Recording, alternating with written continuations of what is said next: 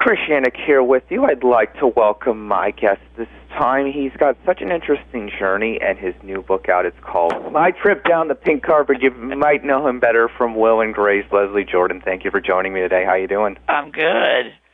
With all that you've been through with writing the book, a kind of therapy for you, reflecting back and learning about who you are? It was an amazing journey. The original pitch was just supposed to be funny stories of being an openly gay actor. From 1982, I stepped off a bus from the hills of Tennessee, downtown Hollywood. I had $1,200 sewn into my underpants. I had a suitcase, and I had dreams. And so that's all I had. And then, from 1982 to 2006, that's what they wanted, just a journey of being a gay actor. But it turned into this amazing sort of inward journey, more finding that whether Hollywood changed or not, I changed within. I had a lot of internal homophobia, I think. I also got sober during that time, so it's a lot of stories about I was 42 years old when I got sober, and had you asked me, are you openly gay, are you proud, I would say, honey, I've ridden down the middle of Santa Monica Boulevard on gay pride floats half naked. But, I started drinking and using drugs when I was like 14, and I think that's when I started realizing, that I was gay. So there was a lot of, I think I suppressed a lot of shame and fear and guilt and whatever it is that we deal with when we first come out. All of a sudden, I'm 42 years old. You took away my medicine. I was riddled with internal homophobia.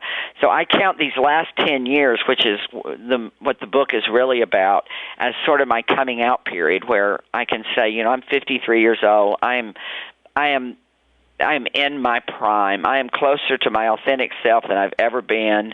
I'm comfortable in my skin, with who I am and what I am, and it's just it's wildly funny, the book, because along the way I've also had I worked with George Clooney before he got famous. I worked with Billy Bob Thornton before he got famous. I worked with Luke Perry, lived across the street from me.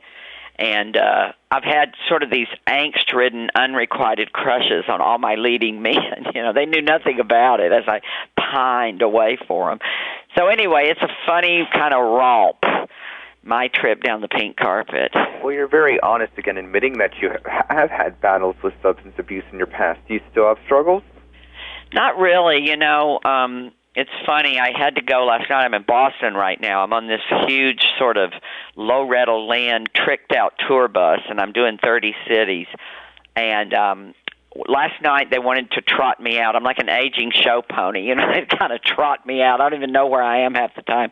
And so the ticket sales in Boston were a little slow, even though it's Gay Pride weekend. I think because people do have a lot to, other things to choose to do. And so they said, would I mind, doing some bars just to let people know about the show? And you would think that as a recovering alcoholic, I would have so much compassion, for someone drunk in a bar, because I was drunk in a bar. For 33 years, I was drunk in a bar.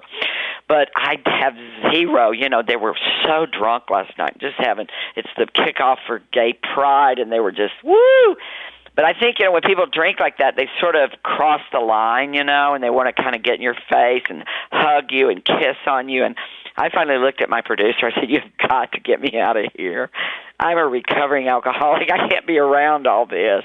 Yeah. But, no, I don't have any really personal struggles. It's the whole recovery thing is not so much about stopping, the abuse of drugs or stopping the drinking. It's learning to live in your skin one day at a time, happy, I think being the operative word, without any, drugs and alcohol. I've done that for 10 years now, so... Yeah. Yeah. Well, Rosie O'Donnell seems to have a similar mentality. In her blog earlier this week, she says that she truly loves you. Have you ever met Rosie, and have you had a chance to share stories? She said she loved me? Yeah, she said, I love him, was her response to one of I have never met. Now, when I won my Emmy, she was there. They gave out my Emmy the week before the big Emmys. My Emmy was given out at the Creative Arts Emmys, which was, and Rosie was there because her they had done a documentary on her big gay cruise boat, big boat thing, and so she was on the front row, and she was the first person I saw when I walked up there, and I had not really planned a speech, but I remember I was so moved. It just came out. I said I'm so honored that it's Will and Grace that I won for, because I've always felt there were two ways to combat homophobia. Yeah. One is through humor, which I learned, during dodgeball in junior high, to keep from getting smeared. Smear the queer, they would holler, try to hit me with that ball. I learned to be funny, but also by putting a face on it. So when I won my Emmy, I gave this speech where I said, I think Will and Grace did a lot for the gay community, and I looked down and Rosie gave me the thumbs up, and it was so sweet.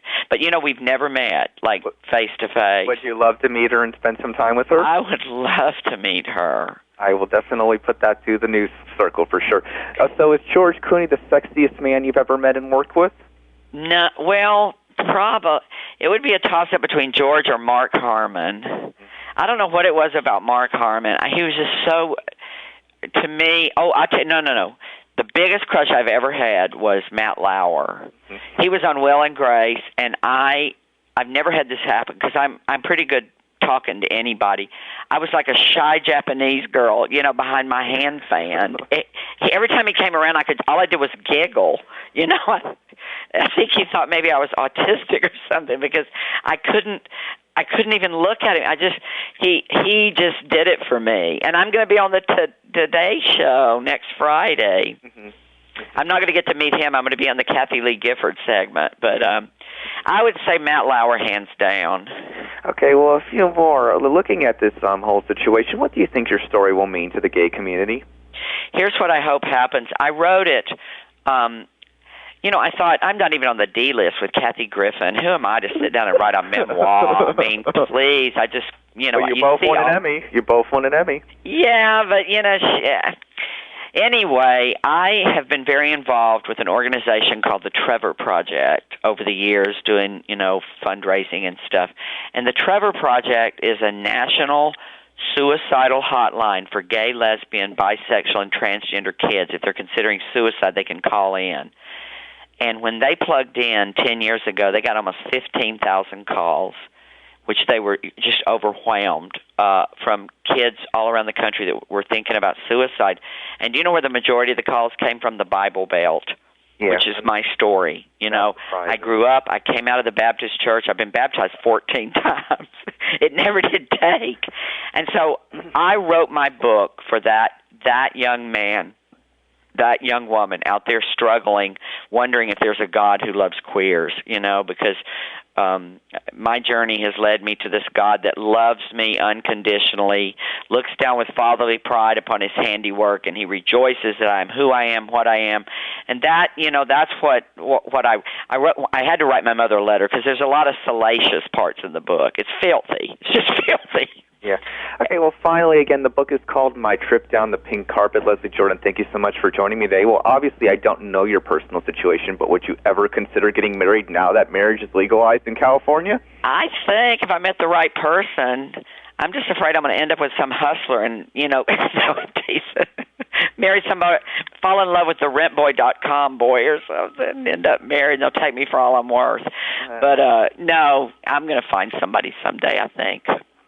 Thank you so much, Leslie, and hopefully Rosie O'Donnell gets in touch with you, and I'll definitely make sure her people see this one for sure. I hope so. Have Love a good one. Rosie.